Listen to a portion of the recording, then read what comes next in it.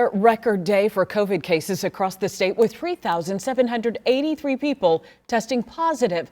Well, I've learned there are some places where you are more vulnerable to contracting the virus than others. Well, tonight, here's a look at the top 5 locations where most of the coronavirus transmissions are happening. Your risk of contracting the coronavirus could increase by visiting just one of these 5 locations.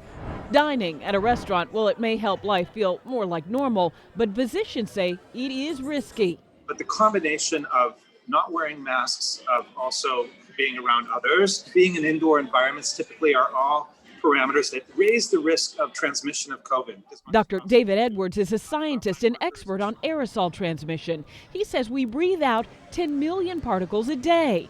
Most of those particles are smaller than what a mask conventionally filters, and that means that if we're indoors, they tend to collect around us, linger, and pose a lingering risk. Dr. Edwards says the longer you are inside a place like a cafe, another hotspot, it increases your risk of catching the virus.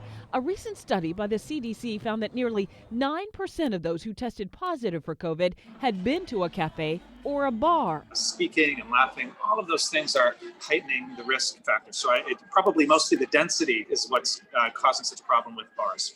And hotels are very risky too. You'll encounter other guests and staff and be exposed to several surfaces touched by other people. Houses of worship round out the list.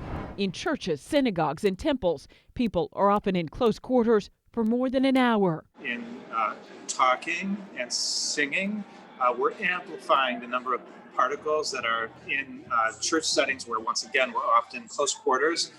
The risk transmission are quite high. In Atlanta, Tracy Hutchins, CBS 46 News.